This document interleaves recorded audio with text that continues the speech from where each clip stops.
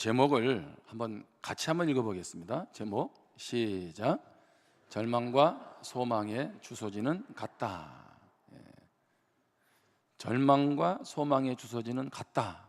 오늘 이런 제목인데요, 왜 이런 말을 가지고 제가 설교하는지 같이 귀 기울이시면 좋겠습니다. 먼저 제가 성경을 읽을 텐데 좀 본문은 길지만 내용을 잘 읽으시면 잘 이해가 될 거거든요. 제가 읽겠습니다.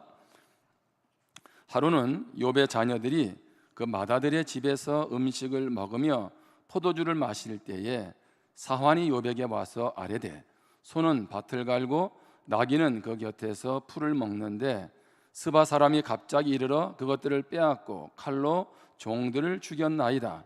나만 홀로 피하였으므로 주인께 아래로 왔나이다. 그가 아직 말하는 동안에 또 한 사람이 와서 아뢰되, 하나님의 불이 하늘에서 떨어져서 양과 종들을 살라버렸나이다. 나만 홀로 피하였으므로 주인께 아래로 왔나이다.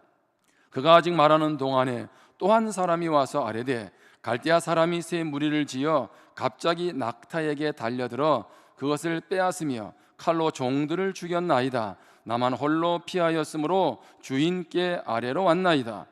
그가 아직 말하는 동안에 또 한 사람이 와서 아뢰되, 주인의 자녀들이 그들의 맏아들의 집에서 음식을 먹으며 포도주를 마시는데 거친 들에서 큰 바람이 와서 집 내 모퉁이를 치매 그 청년들 위에 무너짐으로 그들이 죽었나이다. 나만 홀로 피하였으므로 주인께 아래로 왔나이다 한지라.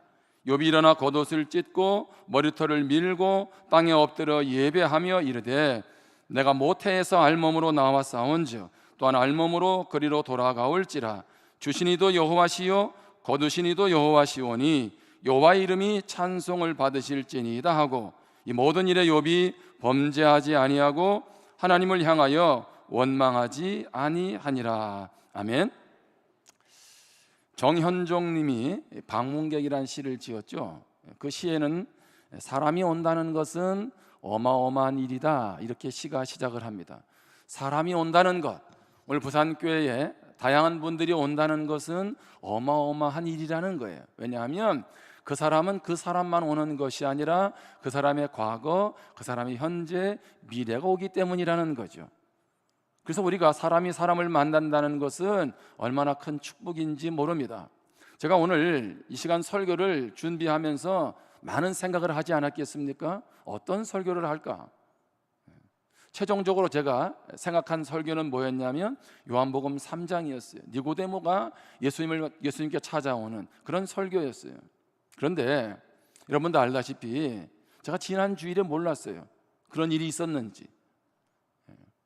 그런데 한 주간을 제가 말씀을 묵상하면서 우리 사회에 참으로 가슴 아픈 일이 일어났죠. 우리 이태원에서 할로윈 데이로 인해서 수많은 특별히 청소년들, 많은 사람들이 압살을 당했습니다.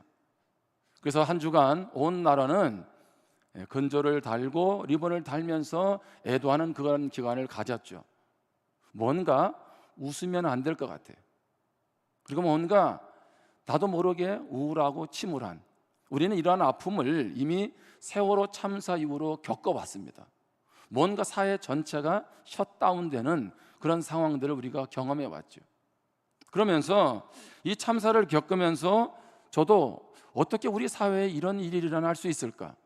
선진국으로 나아가는 우리나라에 어떻게 이런 일이 일어날 수 있을까? 그런 질문을 던지게 되고, 많은 사람들이 지금 힘든 기간을 겪고 있기에 하나님은 우리에게 무엇을 말씀하실까? 거기에 귀를 기울이게 됐습니다. 여러분, 그런데요, 절망적인 상황은 이번만은 아니지 않습니까? 우리 지나온 삶을 살아보면 절망의 연속이 아니었습니까? 절망적인 상황은 누구나 예외 없이 찾아온다는 것입니다. 절망은 어떤 것에서부터 비롯될까요? 절망은요, 상실에서 비롯됩니다.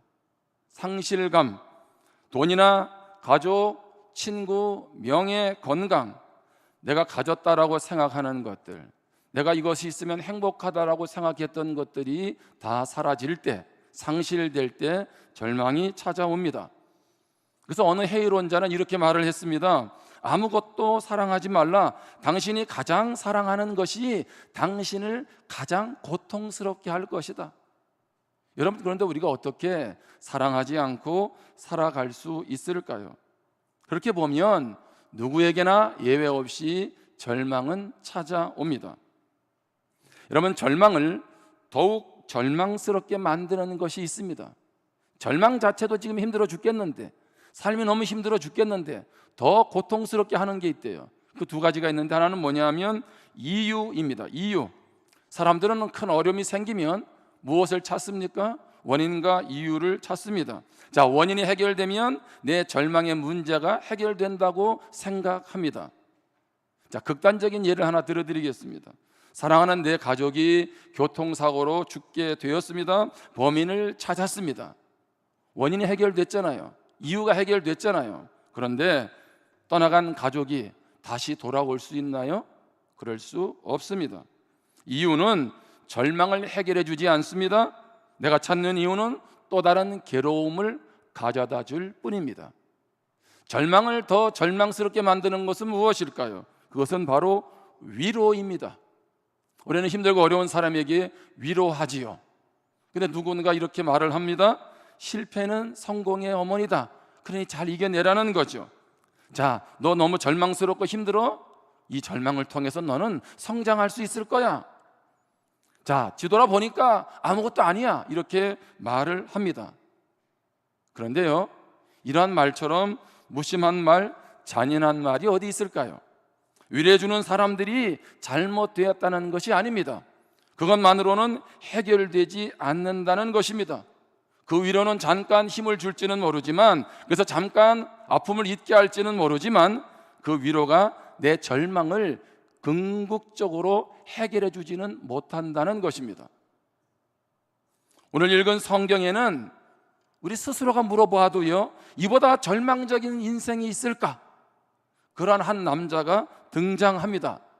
아마 오늘 처음 말씀을 들어도 잘 아는 욥이라는 사람이에요. 욥. 자, 한순간에 그는 재산이 다 날아갔습니다. 다 날아간 거예요.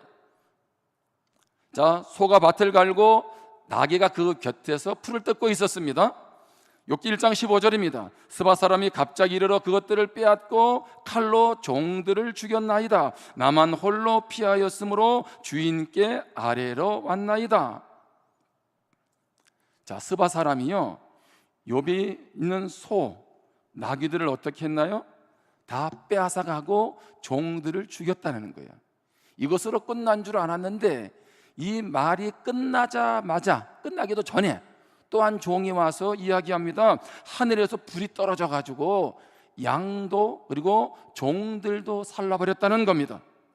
자, 그 말이 또 끝나기도 전에 갈대아 사람이, 바벨론 사람이 새 무리를 지어서 와가지고 낙타를 빼앗고 종들을 죽였다는 것입니다.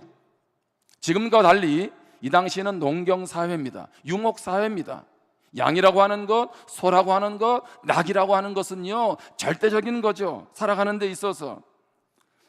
뿐만 아니라 그 모든 동물들을 돌아보는, 짐승들을 돌아보는 종들까지 죽었다는 것입니다. 자, 그러면 이때 욥의 나이는요, 젊은 나이가 아닌 거예요.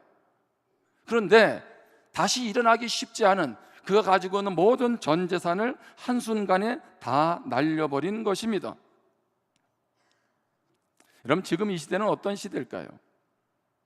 자, 코로나가 2년 반 이상 지나왔죠. 러시아와 우크라이나 전쟁으로 우리가 잘 아는 것처럼 금리는 계속 올라갑니다. 환율도 올라가지요. 물가도 계속 상승하고 있습니다. 젊은이들은 야, 지금이 아니면 안 되겠다 싶어서 영끌이라고 말하잖아요. 모든 돈 다 끌어모아서 집을 샀는데 이젠 이자 감당하기가 버거운 것입니다. 가상화폐인 비트코인으로 대박을 노렸는데 쪽박이 돼버렸죠. 내가 투자한 주식이 바닥을 치고 있습니다. 말을 안 해서 그렇지 오늘 이 자리에 온 분 중에도 이미 속에 열불이 차 있는 분들이 계실 거예요. 그래서 요즘에 유행하는 음식이 뭐예요? 라면도 열라면을 먹어야 돼. 음식도 뭐예요? 매운 떡볶이, 불닭을 먹어야 되고요. 더 맵고 더 짠 것을 선호하죠. 단순한 음식 문화일까요? 무언가 이 답답한 것을 해결하려는 자극적인 것을 찾고 있다는 것입니다. 내 재산, 내 물질이 있으면 내가 행복을 지킬 수 있을 것 같았는데 한순간에 이 모든 것이 바닥을 치니 나오는 건 한숨밖에 없다는 거죠. 자, 그런데 여기에 그치질 않습니다. 욥에게 있어서 재산만 날아간 게 아니에요. 한순간에 10명의 자녀를 잃어버렸어요. 몇 명이라고요? 아들 7명, 딸 3명. 자, 욥기 1장 18절입니다. 그가 아직 말하는 동안에 또 한 사람이 와서 아뢰되 주인의 자녀들이 그들의 맏아들의 집에서 음식을 먹으며 포도주를 마시는데, 자, 맏아들의 집에서 10자녀가 다 모여서 행복하게 지금 잔치를 하고 있습니다. 거친 들에서 큰 바람이 와서 집 네 모퉁이를 치매, 태풍이 몰려온 거죠. 집 네 모퉁이를 치매 그 청년들 위에, 자녀들 위에 무너짐으로 그들이 죽었나이다. 나만 홀로 피하였으므로 주인께 아래로 왔나이다 한지라. 아니, 재산 다 날아간 것도 지금 버거워 죽겠는데 그 보고가 다 끝나기도 전에 10명의 자녀들이 다 집에 압사되어서 죽었다는 것입니다. 강상중이라고 하는 일본 도쿄대 명예교수가 이런 칼럼을 실었습니다. 이분이 사랑하는 아들을 잃었습니다. 그때 이분이 마치 자신은 욥처럼 외쳤다는 거예요. 아들 죽고 나니까. 그러면서 외친 말씀이 욥기 3장 11절입니다. 어찌하여 내가 태에서 죽어 나오지 아니하였던가? 무슨 얘기입니까? 차라리 어머니의 태에서 죽으면 좋았다는 거죠.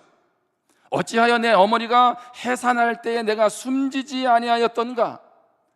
자, 어머니 뱃속에서 안 죽었다면, 내가 어머니가 해산할 때, 태어날 때 차라리 죽었으면, 그러면 내 아들이 죽는 그 아픔을 겪지 않았을 텐데. 여러분, 아버지가 아들을 잃는 것처럼 큰 아픔이 어디 있겠습니까? 아들은 단순한 아들이 아니잖아요. 삶의 버팀목입니다. 기쁨과 행복의 원천이었습니다. 모든 것 다 가지고 있어도, 교수로서 명예도 얻고 부도 가지고 있었지만 사랑하는 자녀를 잃었을 때의 그 부모의 슬픔, 그 애절함, 그 비참함은 어느 무엇과도 비교할 수 없는 슬픔이라는 거죠. 일본어에는 부전감이라는 단어가 있어요. 부전감, 한자로 부전감. 무엇으로도 설명되지 않는 완전하지 않은 감각. 자녀를 잃었을 때에 그것은 무엇으로도 설명되지 않는다는 거죠. 이것이 바로 자녀를 잃은 부모의 심정입니다. 뿐만 아니라 욥에게는요, 몸에 질병이 찾아왔습니다. 이런 걸 뭐라 그래요? 엎친 데 덮친 격이라고 말하잖아요. 이상하죠? 슬픔이라고 하는 것은, 아픔이라고 하는 것은 계속 연속되는 것을 우리가 삶에서 보게 됩니다. 욥기 2장 7절 8절에 보면 사탄이 이에 여호와 앞에서 물러가서 욥을 쳐서 그의 발바닥에서 정수리까지 종기가 나게 한지라. 욥의 온몸이 종기가 났다는 겁니다. 뭘 말하는 거예요? 몸에서 고름이 흘러내리는 거예요. 한 부분이 아닙니다. 여기 연세 드신 분들은 자라오면서 종기가 뭔지를 잘 아시잖아요.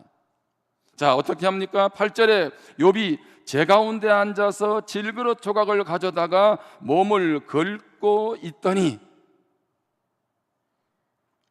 다른 성경 표현에 보면 기왓장이라는 말을 쓰는 거예요. 얼마나 온몸에 종기가 심하고 괴로웠으면, 가려웠으면 그것을 지금 질그릇, 기왓장으로 몸을 계속 긁고 있는 거죠. 한번 상상을 해보세요. 재산 다 날아갔잖아요, 한순간에. 시간차를 두지 않고 10명의 자녀들이 다 죽었어요.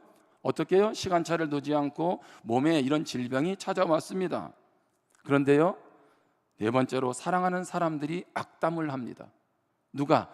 내 옆에서 가장 위로가 될 줄 알고 힘이 되어줄 줄 알았던 아내가 말을 합니다. 뭐라고요?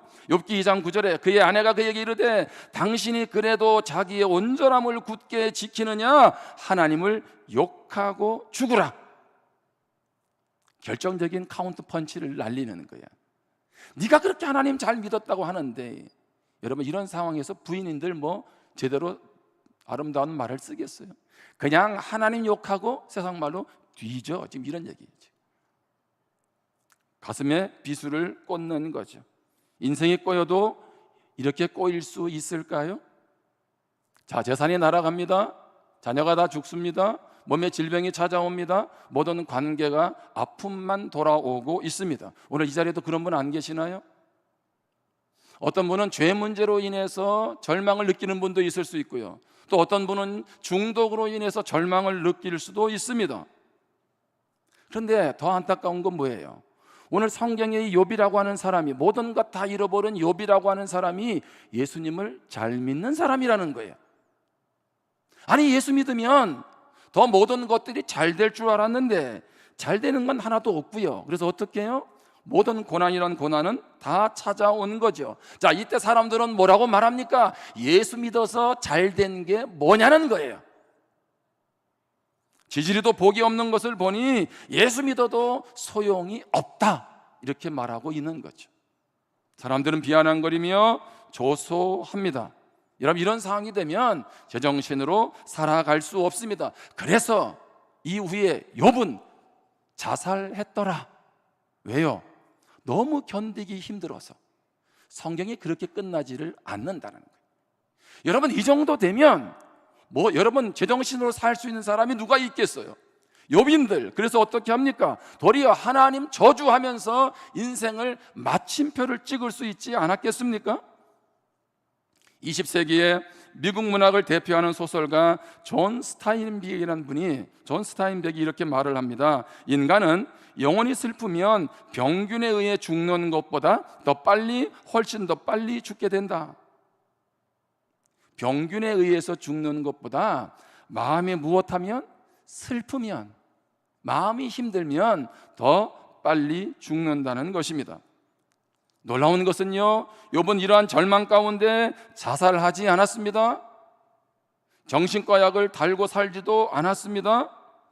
그러면서 그는 뭐라고 고백하나요? 욥기 1장 21절입니다. 이르되 내가 모태에서 알몸으로 나와 싸운즉 또한 알몸이 그리로 돌아가올지라. 주시니도 여호와시요 거두시니도 여호와시오니 여호와 이름이 찬송을 받으실지니이다 하고 놀라운 얘기를 하죠. 자, 욥은요, 재산 다 잃고 10명의 자식을 잃고 나서 했던 고백이에요.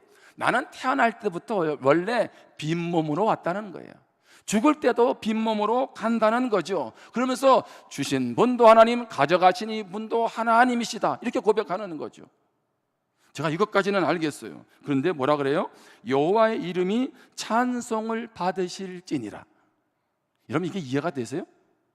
다시 얘기합니다. 이 타이밍은, 이 고백하는 타이밍은 재산 날아가고 아들, 딸 다 죽은 그런 상황이에요. 자, 그런 가운데서 그가 하나님을 찬송하고 있다는 거예요. 이게 제정신이라는 얘기죠. 뿐만 아닙니다. 몸의 종기로 인해서 기와장으로 끊고 아내가 하나님 저주하고 욕하고 죽으라고 하는데 그때 욥이 뭐라 그래요?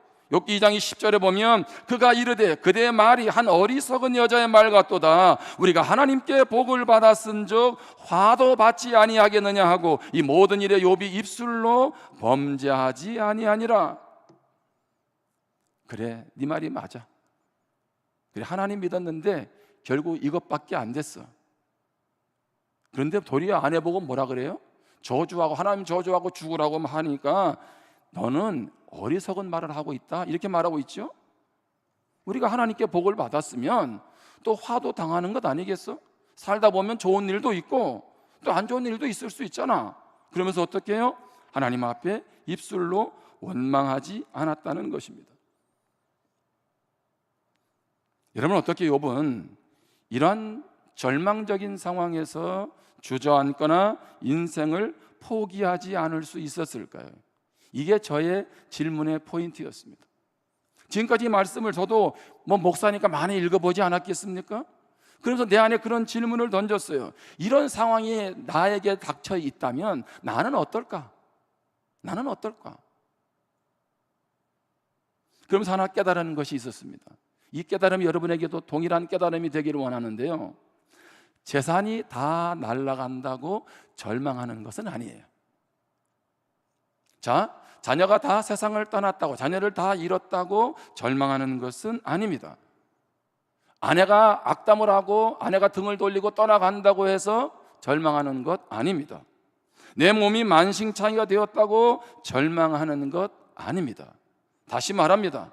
재산이 다 날아가는 거, 자녀가 세상을 아버지 부모보다 먼저 세상을 떠나는 거, 내 몸에 질병이 찾아오는 거, 주변 사람과의 관계가 차단되는 거, 여러분 충분히 절망할 수 있는 상황입니다.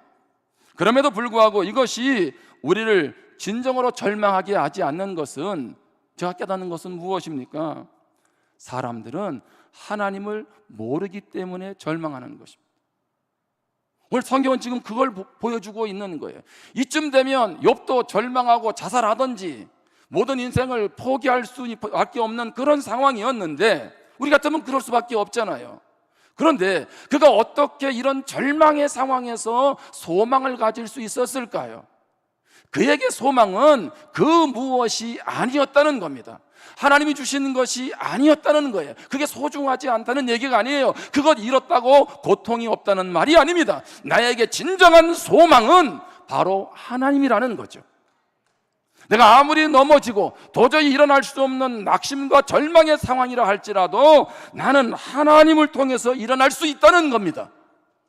절망의 상황에서 인생의 마침표를 찍은 것이 아니라 욥을 다시 한번 절망에서 일으켜 세운 것은 무엇입니까? 하나님에 대한 절대적인 신뢰였습니다. 나는 도저히 이 상황이 이해할 수 없습니다. 왜 내 재산을 이렇게 하나님은 잘 믿고 있는데, 왜 내 자녀를, 왜 내 몸에 이런 질병을, 왜 주변에 사랑하는 사람들이 다 등 돌리고 떠나갑니까? 그런 가운데서 그는 이해할 수 없었지만 하나님이 모든 것을 주관한다는 철저한 신뢰가 있었습니다. 시편 42편 5절에 보면 내 영혼아 내가 어찌하여 낙심하며 어찌하여 내 속에서 불안해하는가. 여러분, 우리 삶의 자리에서 오늘도 이 자리에 나온 분들 중에서 삶의 문제 앞에 낙심하고 불안해 있지 않습니까? 여기 예수 믿는 사람도요, 낙심하고 불안해한다고 지금 말하고 있어요. 그런데 너는 하나님께 소망을 두라. 그가 나타나 도우심으로 말미암아 내가 여전히 찬송하리로다. 낙심되고 절망되는 상황 충분히 내가 안다. 그렇다고 거기에서 인생 끝내지 말고, 거기에서 계속 주저앉아 있지 말고 너의 눈을 하나님을 향하여 두라는 것입니다. 너의 인생의 소망은 하나님께 있다는 거예요. 왜요? 하나님이 너를 도우시니까. 시편 147편 3절에 보면 상심한 자들을 고치시며 그들의 상처를 싸매시는도다. 하나님은요, 상심한 자들을 고치고 그들의 상처를 싸매신다는 겁니다. 여기에서 상심한 자들이란 단어의 뜻은요, 영어로 broken이에요. broken. 다 깨어진 겁니다. 원어의 뜻을 보면 여기 상심한 자들은요, 산산조각이 난 그런 상태를 말하고 있습니다. 삶의 아픔으로 인해서, 고통으로 인하여서 절망하는 가운데 마음이 갈기갈기 찢겨져 있는 상태, 어느 누구도 어떻게 해결해 줄 수 없는 갈기갈기 찢겨져 있는 그 영혼을 향하여서 하나님은 말씀하시는 거예요. 내가 너의 갈기갈기 찢겨져 있는 그 절망스러운 상태를 고쳐주겠다. 내가 너를 싸매어 주겠다. 나는 너를 회복시켜 줄 수 있다 말씀하고 계시는 것입니다. 여러분, 이 아침에 이 하나님께로 나아가는 출발이 여러분에게 있기를 주님의 이름으로 축복합니다. 내가 소망의 근원이라고 붙잡았던 그 모든 것들은 다 떠나갈 수 있습니다. 그럼에도 불구하고 하나님께 소망을 두게 되면 하나님을 통해서 우리는 다시 일어날 수 있다는 것입니다. 그러므로 이 자리에 오신 우리 모든 분들은 하나님께 소망을 둘 수 있기를 바랍니다. 하나님께 소망을 두는 순간 우리의 절망은 뭐예요? 바로 소망의 시작이 된다는 거죠. 그래서 절망과 소망의 주소지는 같습니다. 하나님이 없는 인생, 소망을 발견하지 못한 인생은 절망으로 끝날 수 있지만 그 하나님을 만나게 되면 그 절망의 종착지는 하나님께로부터 오는 소망의 시작점이 된다는 것입니다. 오늘 앞부분에서 3분 복음이라고 들으셨죠? 3분간 복음을 소개해 드린 것입니다. 내가 하나님께 소망을 두고 싶어요. 어떻게 하나님 만날 수 있을까요? 길이요 진리요 생명 되신 예수님을 마음속에 믿으면 돼요. 마음속에 받아들이면 내 안에 하나님이 소망으로 자리 잡아 주십니다. 바라기는 이 소망이 오늘 이 자리에 온 여러분들에게 경험되기를 주님의 이름으로 축복합니다. 오늘 이 자리가 소망의 시작이 될 수 있기를 바랍니다. 한 이야기하고 마칩니다. 정신과 의사인 정혜신 선생은 당신이 옳다라는 책을 썼습니다. 이번 정신과 의사잖아요. 거기에 이런 글이 있어요. 전문가들이 성급한 진단을 하기 때문에 온전한 치유할 기회를 놓친다는 겁니다. 무슨 얘기냐면 정신과 의사들은 너무 쉽게 우울증 진단을 내리고 약물로 아픔을 없애는 데 집중한다는 것입니다. 이에 대해서 저자가 항변하는 것입니다. 자, 저자는 이렇게 말을 합니다. 사랑하는 엄마가 세상을 떠났습니다. 그것 때문에 슬퍼하죠. 그게 어떻게 우울증이냐는 거예요. 자식 잃은 부모의 슬픔, 그것이 어떻게 우울증이냐는 거죠. 말기암 선고를 받은 사람의 불안과 공포, 그것이 어떻게 우울증이냐는 것입니다. 자, 은퇴를 했습니다. 평생 직장 다니던 그곳을 은퇴했습니다. 어느 순간 무력감이 찾아오고 분노가 찾아오고 짜증을 느끼는 거, 그게 어떻게 우울증이냐는 거예요. 당연히 힘들어할 수 있고 당연히 슬퍼할 수 있고 당연히 그 과정을 겪게 되는 것이 아니냐는 거죠. 그러면서 그는 그렇게 말합니다. 조리사들의 요리보다 훨씬 더 중요한 것은 엄마가 해주는 집밥이다. 힘들고 어려운 가운데 있는 사람들에게 과학과 또 의학에만 의존하기보다는 마음의 집밥을 먹는 것이 훨씬 빨리 평안에 도달할 수 있기 때문이라는 것입니다. 저는 이 자리에 함께한 우리 모두가 하나님이 소망 되심을 발견했다면 소망이 없이 절망 가운데 지쳐하는 이웃들에게 마음의 집밥을 나누어 주면 좋겠습니다. 안아주고 위로하고 품어주고, 그래서 우리가 예수님을 만나 소망을 얻고 누군가에게 위로와 소망을 주는 사람이 되기를 주님의 이름으로 축복합니다. 우리 이제 함께 찬양을 할 건데요, 오늘 찬양의 곡이 왜 나만 겪는 고난이냐고, 이런 찬양입니다. 오늘 이 말씀, 욥이 당하는 이 고난을 통해서 우리도 그렇게 말할 수 있죠. 왜 나에게 이런 고난, 절망을 허락하셨나요? 이렇게 우리는 생각할 수 있을 것입니다. 그런 가운데 하나님은 우리의 소망이 되어 주십니다. 우리 함께 이 찬양을 잘 모르는 분도 같이 부르고, 그리고 나서 한 2분 정도 같이 기도하는 시간을 갖겠습니다.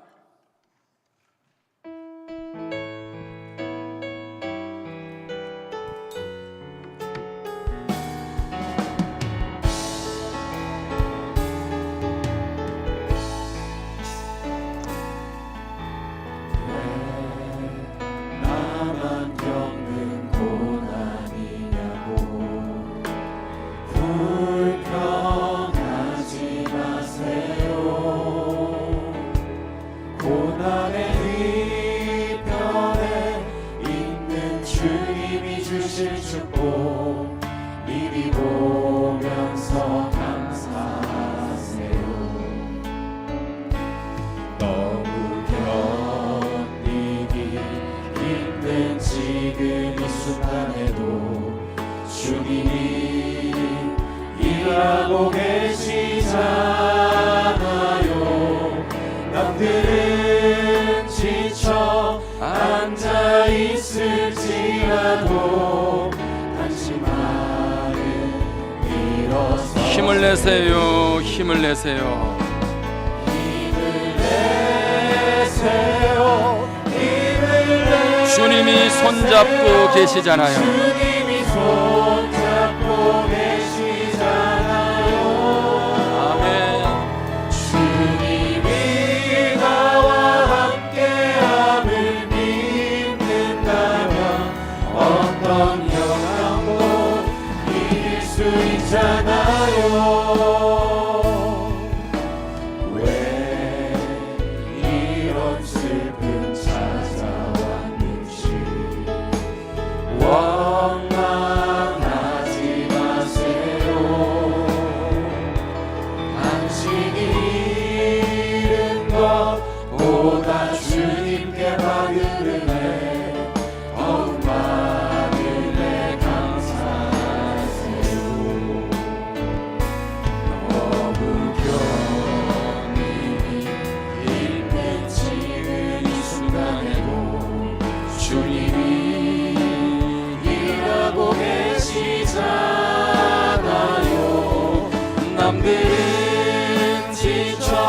앉아 있을지라도 당신만은 일어서세요.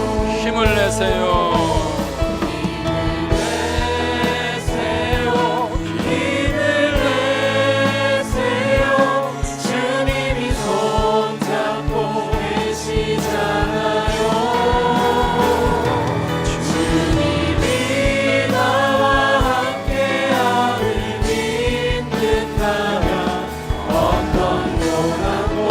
너무 견디기 힘든 지금 이 순간에도, 너무 견디기 힘든 지금 이 순간에도 주님이 일하고 계시잖아요. 남들은 지쳐 앉아 있을지라도 당신만은 힘을 내세요. 힘을 내세요. 힘을 내세요. 주님이 손잡고 계시잖아요. 주님이 나와 함께함을 믿는다면 어떤 고난도 견딜 수 있잖아요. 힘을 내세요. 힘을 내세요.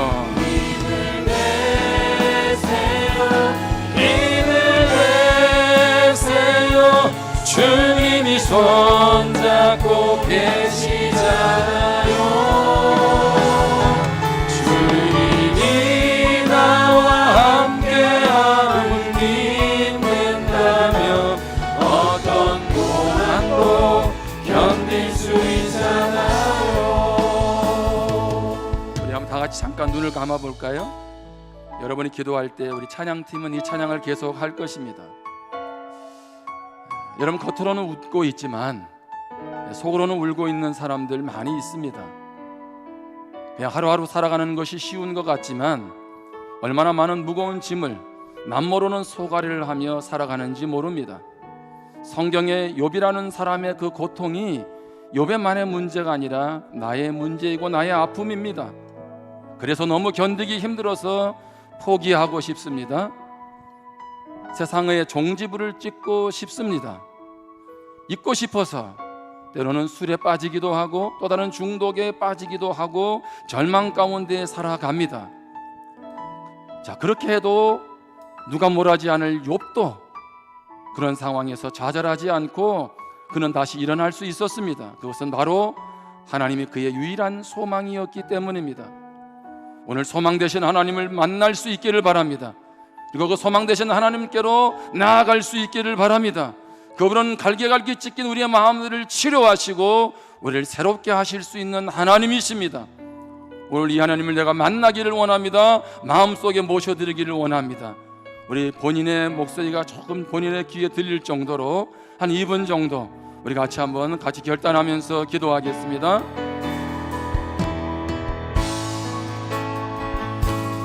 힘을 내세요. 힘을 내세요. 주님이 손잡고 계시잖아요.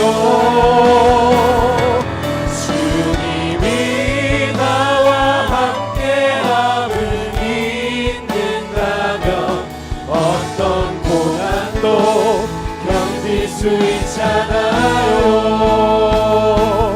힘을 내세요. 힘을 내세요. 주님이 손잡고 계시잖아요. 주님이 나와 함께함을 믿는다면 어떤 고난도 견딜 수 있잖아요.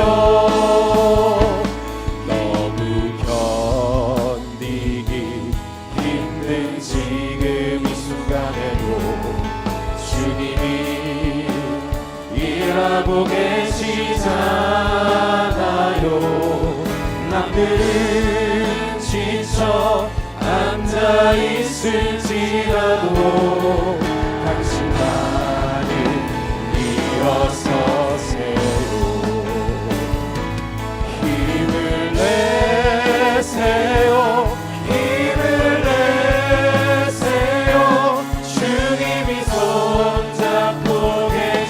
있잖아요. 주님이 나와 함께함을 믿는다면 어떤 고난도 견딜 수 있잖아요. 하나님 아버지, 오늘 이 자리에 남모르는 속아래를 하며 마음 깊은 곳에서 처절하게 신음하고 울고 있는 분들 있습니까? 하나님, 진정한 위로자는 하나님 아버지밖에 없는 줄 믿습니다. 하나님, 절망 가운데 있다 할지라도 우리가 다시 일어날 수 있는 것은 그 모든 절망을 이기신 분이 십자가에서 죽으시고 3일 만에 부활하신 예수 그리스도이신 줄 믿습니다. 그러게 그 예수님을 믿음으로 하나님을 만나고 하나님 안에서 복 있는 인생, 행복한 인생, 절망을 이기는 인생 살아가게 될 줄 믿습니다. 물론 예수를 믿어도 그 고통은 여전할 수 있습니다. 그러나 고통에 함몰되지 않고 그 고통을 이겨낼 수 있도록 주의 손으로 붙잡아 주시는 줄 믿습니다. 날마다 우리에게 고난을, 절망을 이겨낼 새 힘을 주시는 줄 믿습니다. 예수님 안에서 살아갈 분명한 이유를, 분명한 앞날을 허락해 주실 줄 믿습니다. 우리 모두가 예수님 안에서 복 있는 인생 살아가게 도와 주시옵소서. 예수님의 이름으로 기도합니다. 아멘. 우리 좌우에 있는 분들에게 한 번 더 인사하겠습니다. 힘을 내세요.